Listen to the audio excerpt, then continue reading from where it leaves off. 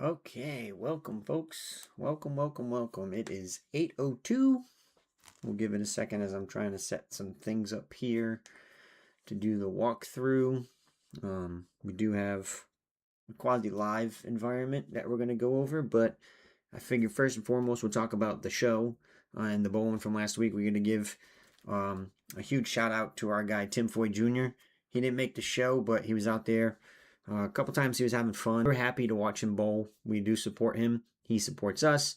He is a strategic advisor for us. So thank you, Tim, for all your support and for his recent blast to have folks that like the page. So for all our new followers and subscribers, we really appreciate you. When I was rewatching the video, we kept hearing these bling noises. That was because people were answering Tim's call to follow the page. So for that, I am very thankful for Tim for doing that. It was just unfortunate timing that it happened just as I was starting a live stream for the first time ever and not realizing it was going to make all those noises as we went through that. So yeah, we made a lot of progress in the last week since last Monday. I did show you guys a pre-beta build of a bunch of stuff. I figured we'd walk through some things here. We're going to get to this screen in a minute. But before we do, I just wanted to give a recap of the show from yesterday. I did watch it again today. Some good bowling. I mean, got to give Spencer some credit. He had some great bowling. Packy, we love Packy. He can create some great content. And our guy EJ, right? He's actually the guy that got me into watching the PBA. So to watch him, fall so early and not win yet, it hurts. But he'll get his. We really want to see Tim win. That's our number one guy right now is supporting Tim as much as we can. But there was some good matches on there. Chris Vi, he was on fire until he wasn't, and I just wonder if maybe he got into his head a little bit. I think we can all relate to that, right? Especially the double 4 count. That was a rough one. But to me, it also feels great knowing that these guys that do this on such a high level can make shots like I make at times, which they're a lot more consistent in their shots, and I appreciate and watch them and just how consistent they are. Especially when I watch like Stephanie Zavala's videos, like she is just on point, consistent with her motion every single time, and that's what I'm striving for with my coach. So we'll get started over here. First, this is real simple. Just to remind people, we are still looking for betas for beta sign up and participants for the coach app, director app, which is on the cusp of being released into beta. One of the benefits is you get 25% off your first year, as well as you get 25% off of anything that will be in the store once we launch our merchandise store as well. We'll have chamois, custom jerseys. You'll be able to make your own jersey, bowling ball bags, and so forth. But you'll get 25% off automatically, no codes needed, because you'll get identified as a beta user. So it'll automatically go in there. And when you subscribe to as a Bowling Pro beta user, Tournament Sense beta user, you'll be able to get a discount off of this $24.99 price. That is something we are going to talk about with the changes in version 2, and we'll get into that in just a second because it all ties into this whole ecosystem and that. So we really want people to try and subscribe via the website versus the in-app purchases, which you can do. However, the in-app purchase price is going to be higher because, just to give you guys an example, full disclosure, Apple takes like 30% of the price for anything you see in the App Store. They're going to charge us, the sellers, the developers, 30% of that. So, we have to increase the price to keep it where we need those margins to be to keep the app running nice and smoothly. So with that said, is we are available on the Apple Play Store or, Apple App Store. Google Play Store is the app store for Google. But we are on there if you just search for Tournament Sense. You can subscribe to a pro user on there. Currently, right now, until version 2 goes out, it's $19.99 a year. It's not a bad deal for all the features that we've added and the cloud stuff that we have baked into the app. The cost has risen slightly, but still within a nice affordable. You can also search Tournament Sense on the Google Play Store. We are on both platforms. Support for them. So there's that. Whew, that was a lot to say. We got some other stuff to show on this screen afterwards, but I'll bring that back up when we get to there. Because we are streaming on multi-platforms, so if you do have a question, feel free to ask in the chat. I know I can see Facebook and Twitch comments in the chat over here up at my screen. I try to be interactive. I'm still trying to learn. I can see TikTok too. I have a TikTok monitor. I don't know why it's just said my TikTok has ended. The stream has ended, but whatever. We're not streaming on TikTok now, I guess. I thought we were, but I guess it's not. So I don't know what's going on with TikTok. So we'll have to figure that one out. If it's not live on TikTok, we'll work on that and figure it out. Because it says I'm approved for access, but YOLO, we got other platforms to worry about. So real quick, we're going to get into some of the changes now on version 2. And what happens is when a bowler first installs the app, or even right now, if you have an existing app installed, you're going to get this splash screen enabled. Swipe, it swipes, it's going to swipe, and so forth. So what you see here is what you get is actual live on my phone. So we are going to enable a welcome screen and kind of an onboard insight because we are making significant changes in version 2 based off of version 1. And one of the changes is currently now you're not required to have a use even if you do create an account. However, the coach app and the director app that we have in the works, we have integrations between those that users need to have an account for to create. So I went back and forth about whether or not to have those users the pain initially, but the benefit down the road is far outweighs the pain initially, but the benefit down the road is far outweighs the 2 seconds it'll take you to create a free account. So what you're gonna do is you're gonna click next. Where is this coming? Why is this showing us like this? Oh, here we go. It's a Zoom thing. So you click next. It's just a couple little informational, like what's happening and so forth. What's changed. This is what happens when you go from Pro. Some of the benefits you get: web browser access, the target vision system. That's actually really new and pretty cool. It's evolving, so it's rudimentary right now, but it's going to get better. Target analytics, we'll get into that. The expense tracking, we already have that. It's just a little more robust now. Auto archive, that's a feature for pro users, and the home shortcuts. So we do collect financial data if you so choose to, whether how much you spent on a tournament, a league, how much you won at a tournament, a league, side pots, right? It's all financial data. I don't care about your financial data. You care about your financial data. So I had to make it known that Tournament Sense, I'm the only one that is running Tournament Sense currently, but in the future, hopefully we can make enough business that we can expand the team. I want users to know that their financial data, any data that they put in there financial wise, because the expense module is created to help users with their tax data, right? And so forth, like the pros like Tim and stuff. So they know that their stuff is protected. So what happens is you have the ability to set up your own encryption key, right? And this is why it's not done by default. You have to know what your encryption key is.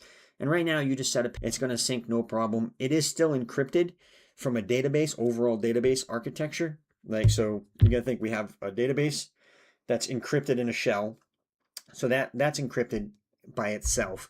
And then we're kind of double encrypting the financial data. So that way, when the data gets uploaded to the cloud, no one knows what that data is. You have the key, which is the passphrase in which you connect. And that's very important to us.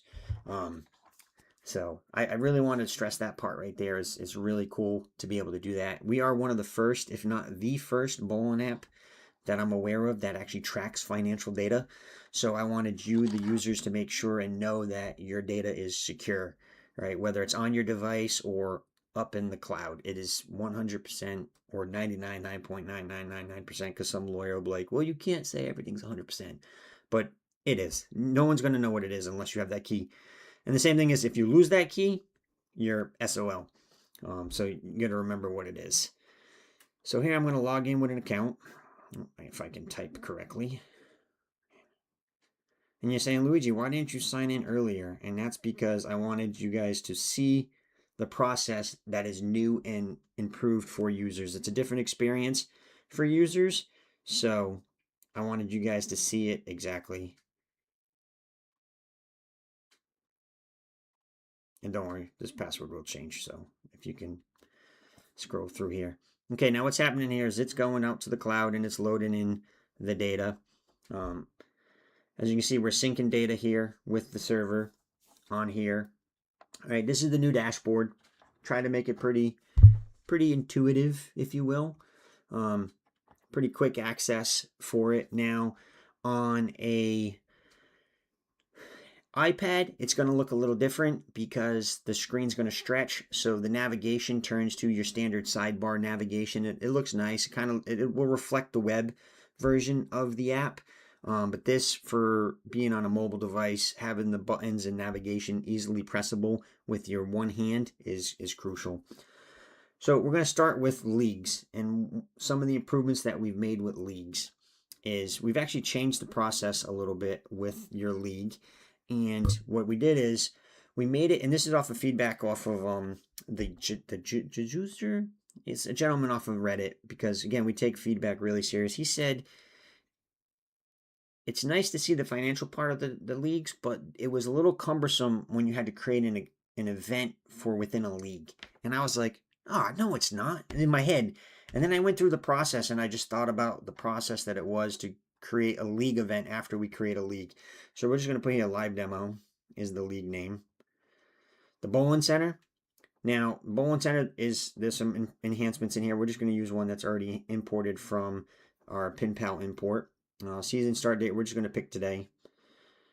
And then, yep, this is what we want. Come on, save for me. There we go. League day, we're just going to say it starts on Monday. Team size, we're just going to say 1. Total league cost, we're going to just put $400 just to have a price in here. And then save league. So now you're saying, oh, that's pretty standard, right? This is how I set up my league. And you set it up once when you start your league. And then when you had to go add a session, you'd click add a session. Well, what happened before is you would get the complete event form wizard, right? You'd have to go back in and create all your steps again. You know, what's your handicap? How much did you pay? Blah, blah, blah. You would basically get this screen here, right? And then it would ask you if you're doing frame tracking by frame or total scores. And I now made it so it auto saves the week for you. It auto creates, not saves, auto creates the week for you. And it'll go week 1, week 2, week 3, incrementally up.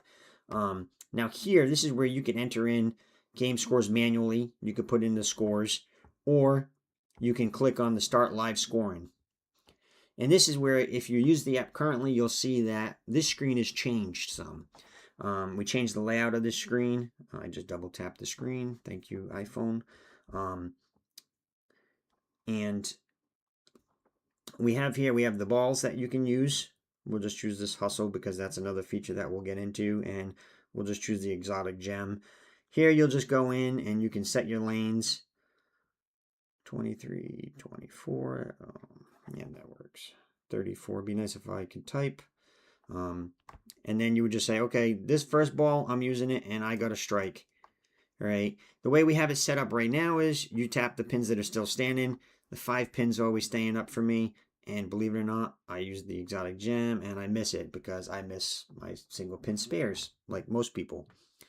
So that's how that works right here, right? But you also have the ability to select the board you stand on, right? Because you want more data. Stand 25. I target usually the 10 board at the arrows, and my break point is, I'm going to say the 8 board is typically 8 to 11 is kind of where I'm targeting, right? And that's where I'm targeting it, and I throw it 12 miles an hour. I don't throw it really fast. Now, all this data is crucial for understanding things down the road. The more data you give it, the better correlation you'll get and results you'll get in your stats.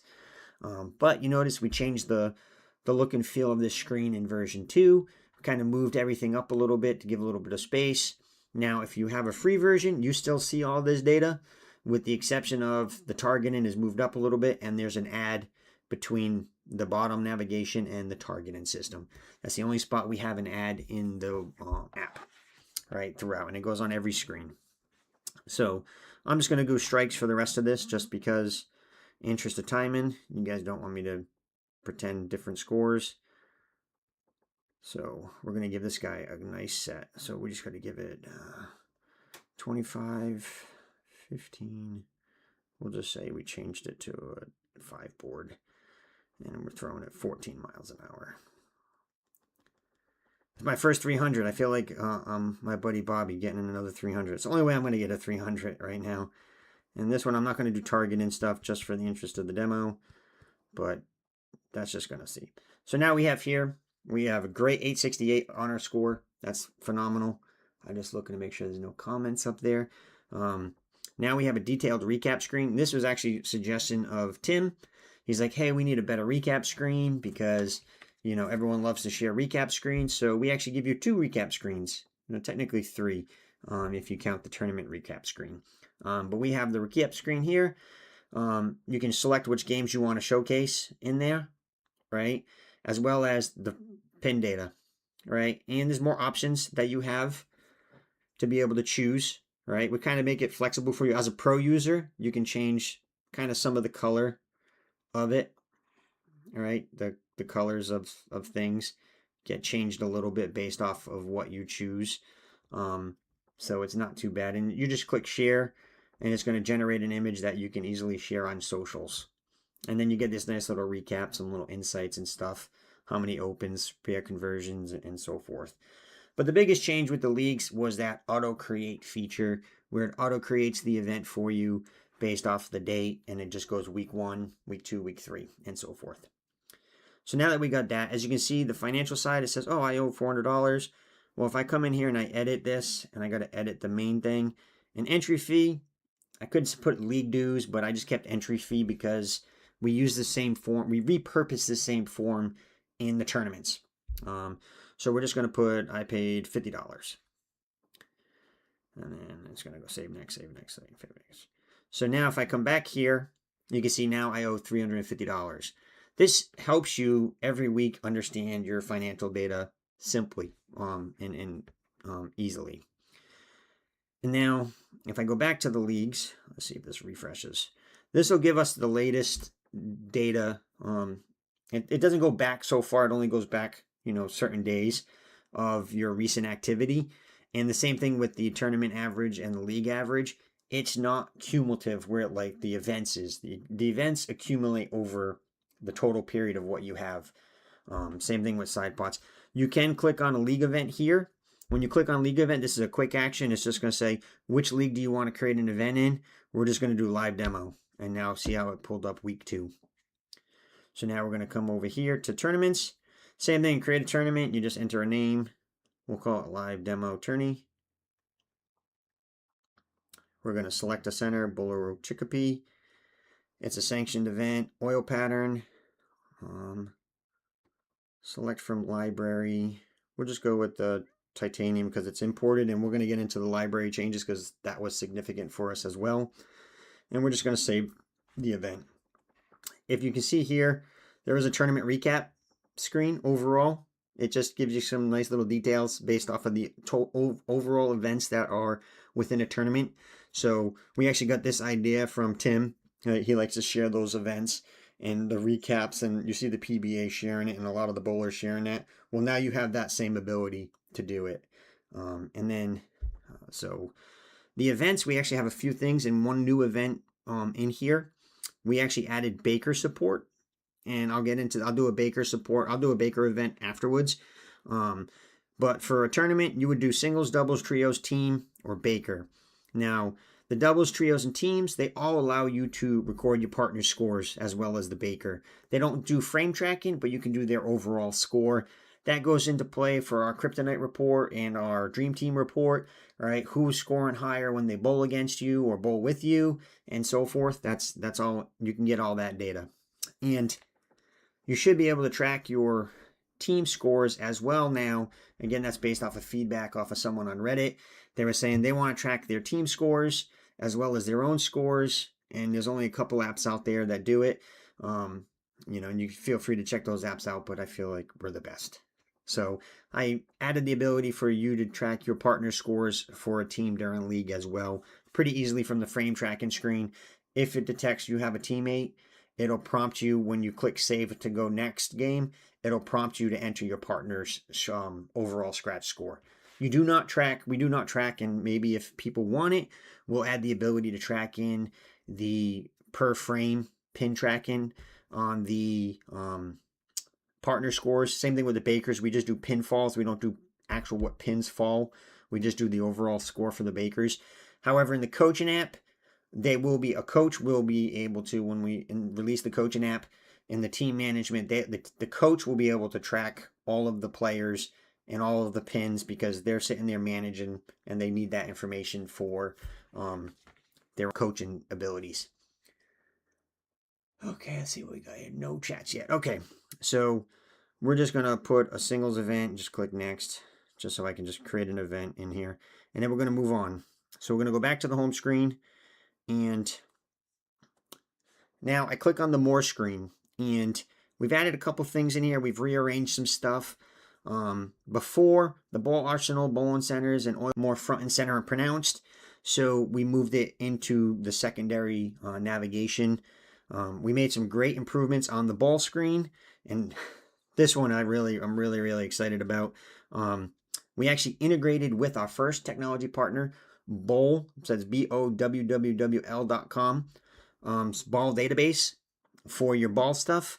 So if you wanted to add a ball, and you see here it pulls in a nice image. Before, you can tell we used to have that cheesy little icon, right? It's terrible looking, right? So now here you can put in serial number, all the ball data. You get the RG information and so forth, which is nice. Did I put 14 pounds? No, I did not, because I throw 14 pounds. So we'll just go save. So now one of the cool things, this is probably one of the cool things. So Sean, real quick, on the score changes, I actually made it so you can do it where pins are still standing or pins falling. So I actually give users that option, right? So think of, I use 10-pin toolkit for all my arsenal. I should say I used to use 10-pin toolkit. Once I release this, all of my arsenal tracking is going to be done here inside of Tournament Sense in the layouts tool. And what I like about this is I have this, I always wonder, hey, so-and-so, Evan, Aaron, Curtis, Dave, I'm thinking of a layout. What should I do? I don't know. Sometimes I reach out to Mikey Pinnell. Well, now, so what you do is we just tip the Apex Jackal. You know what am I looking for? I'm looking for a benchmark performance. The lane condition, I want it mainly used for house shots because that's what is actually 5 7/8. So I'm just going to do 5 7/8. Trying to keep track of time too, guys. So it's down. My PAP is 1 1/16 down. My rev rate is like a 310 per lane tracks.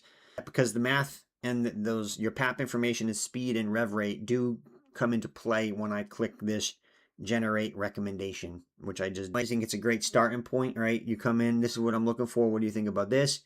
I'm actually going to drill some of these balls in that motion and see exactly how it actually works. If it actually does, in fact, do that. I have the ability because I have like 20 some odd balls, so I can plug them and then re-drill them. I also work in a pro shop, so the drilling is luckily I get to drill my stuff myself at no cost. That's one of the great benefits I have of doing that. And it also allowed me to properly learn how to do a 52 by 4 and 15/16 by 50 angle and mark it up and stuff. So Jackal, which is pretty cool. There's also a layout calculator where you can enter in different information on here. It's almost similar to what we just, but it's pretty cool. And then enter manually. This is just you writing in personally what your thing is, and you can link it to a ball as well. And of course, I get an error.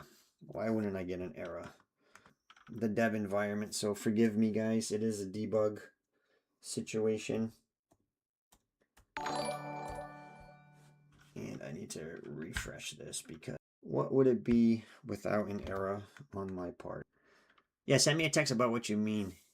But I'm definitely I'll show that once this restarts in a second. For screenshot now.